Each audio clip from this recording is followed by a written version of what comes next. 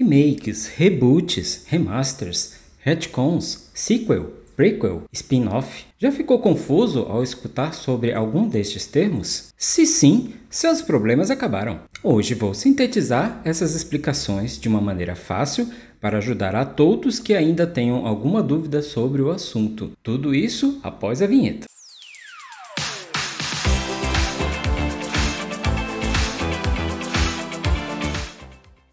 Olá, sejam todos bem-vindos. Eu sou o Elvio, seu apresentador e guia no mundo fantástico das terminologias do cinema. Já peço que se inscreva no canal, deixem um like, pois temos muitas visualizações de não inscritos e vocês podem nos ajudar. Só basta fazer esse esforcinho de apertar o botão. Isso ajuda muito o YouTube a divulgar nossos vídeos para outras pessoas. Sigam também o nosso parceiro, a Web TV Mato Grosso News, sempre com conteúdo muito interessante para vocês. E sem mais delongas, vamos ao assunto. Vamos começar então com um dos termos mais conhecidos e comentados, o remake. Remake é o mesmo que refilmagem, ou seja, criação de uma nova versão de uma história que já foi contada. Os remakes contam geralmente com um elemento diferente do filme original e muitas vezes são uma tentativa de atualizar um filme mais antigo ou uma tentativa de apresentar aquela mesma história para novas gerações, podendo haver uma modernização ou uma releitura. Pode se confundir muitas vezes com reboot, mas vou tentar deixar isso mais claro. Remake, eu posso alterar algumas coisas, alguns acontecimentos.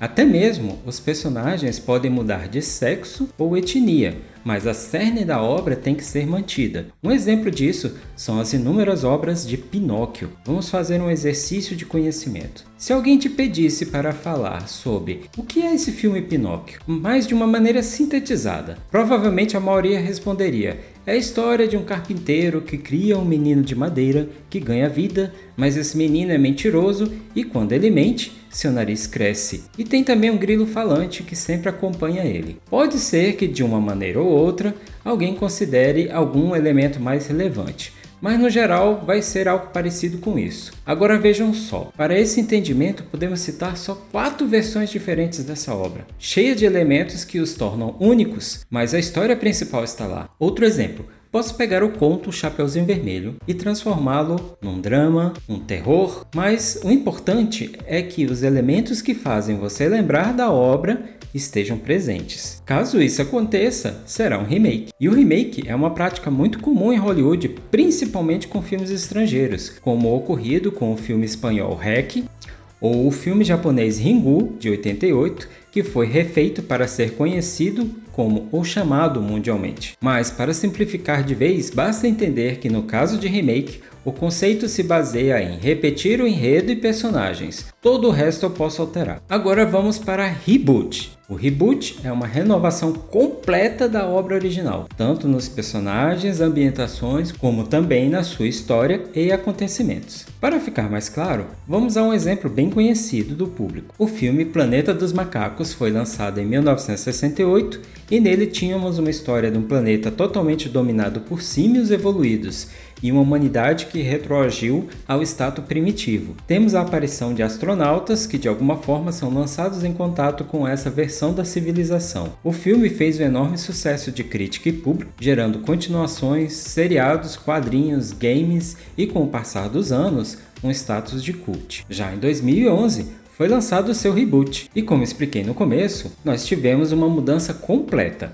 Não existia mais o elemento espacial, não tínhamos astronautas. Ainda tínhamos o elemento sobre como os macacos evoluíram, mas agora a história também mudava, inserindo o elemento de experimentos científicos, uma doença mortal para os humanos, e os símios evoluíram, mas não a ponto de largarem totalmente seus hábitos instintivos, tentando viver em paz na floresta longe dos humanos. Viram o quanto os dois filmes são similares? Bebem do mesmo conceito dos macacos dominando o mundo, mas são completamente distintos. Isso configura um reboot. Outro bom exemplo disso foi o filme de faroeste 7 Homens e um Destino, que tem como premissa a história de moradores desesperados de uma cidadezinha que contratam 7 mercenários para combater um inescrupuloso empresário e seus capangas no velho oeste norte-americano. Se você simplesmente trocar o oeste americano pelo Japão, os pistoleiros por samurais, Temos então a obra original, Os Sete Samurais, do diretor Akira Kurosawa, de 1954. Resumindo, o reboot oferece novas narrativas para se contar uma história. Agora é a vez de entender sobre remaster. Remaster é uma ação de produzir um novo master ou uma nova matriz de áudio ou vídeo, com alterações ou melhoria de qualidade. Nesse caso, as alterações são simplesmente para melhoria técnica, para uma maior qualidade ou se adaptar a novas tecnologias. Um bom exemplo disso foi o filme Guerra nas Estrelas. Então acho que ficou claro que remaster é simplesmente mexer na qualidade da obra e não se alterando a história ou acontecimentos. Caso algum elemento seja inserido, eles são puramente estéticos, não alterando a trama original. Se estiverem gostando do conteúdo, em breve vou trazer um novo vídeo com novas terminologias do cinema. Mas vou colocar uma meta, pelo menos 1.500 visualizações e 10 comentários para saber que vocês querem um novo vídeo com esse tema. Agora vamos para a sequel. Dentre todos, é o mais fácil de se entender. Sequel nada mais é do que uma sequência de um filme de grande sucesso. Hollywood adora dar início a grandes franquias quando um filme faz muito sucesso. Dois exemplos modernos bem conhecidos são os filmes Velozes e Furiosos e Atividade Paranormal.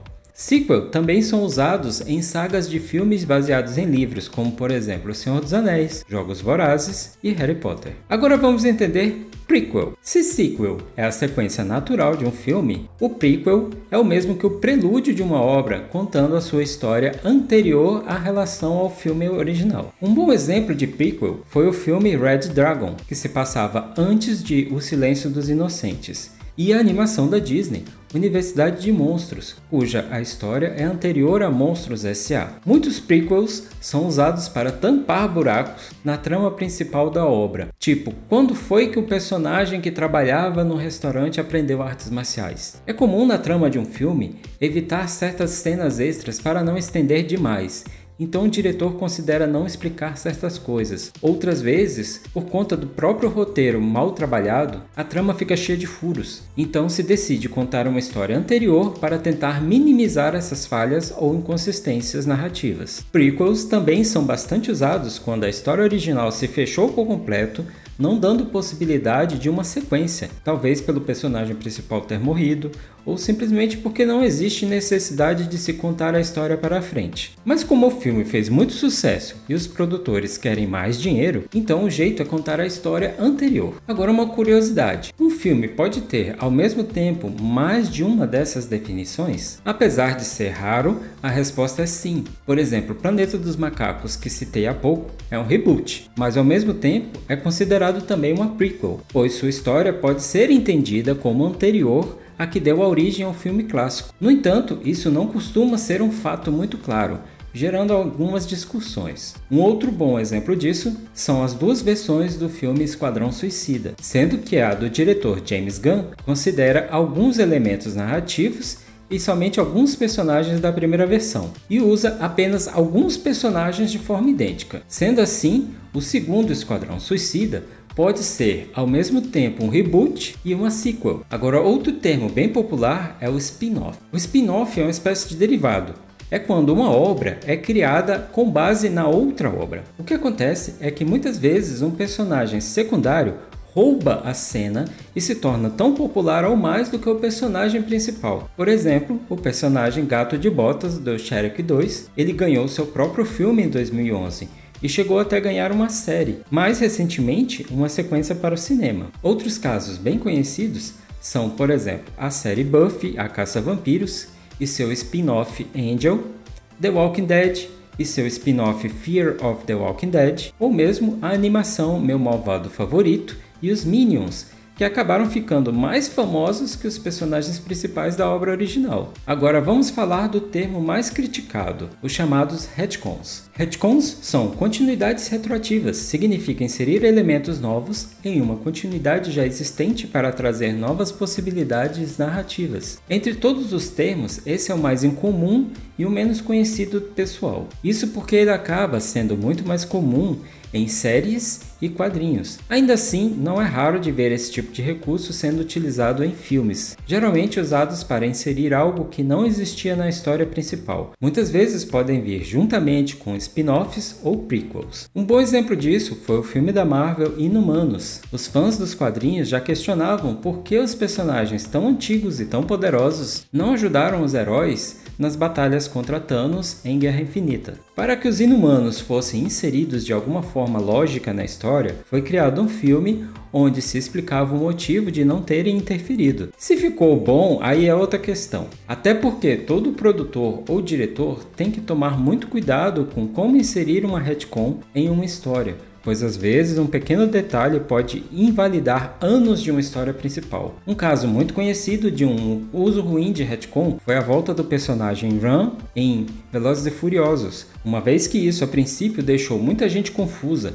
inclusive o próprio ator Sung Kang. Han morreu em uma explosão no desafio em Tóquio, mas voltou definitivamente em Velozes e Furiosos 9, onde quase magicamente foi explicado que ele sobreviveu. Esse elemento foi extremamente forçado, só porque tanto o diretor do nono filme quanto muitos fãs do personagem não queriam que ele tivesse morrido, então simplesmente inseriram uma explicação meia boca e cabe aos fãs simplesmente aceitar isso. Só para mostrar que retcons são mais comuns do que se pensa, outra obra que realizou uma mudança drástica foi a animação Dragon Ball. O personagem chamado Broly já havia sido apresentado na franquia Dragon Ball em um filme animado de 1993. No entanto, essa história não era considerada canônica e por isso nunca havia sido inserido diretamente nas tramas principais. Mas em 2018, com o filme Dragon Ball Super Broly, o personagem voltou a aparecer, agora com uma nova origem, e acabou sendo inserido de vez nos acontecimentos que se seguiram. E com isso, encerro mais um vídeo. Não esqueçam de dar o like e nos seguir no YouTube e nas redes sociais. Fiquem bem e até a próxima!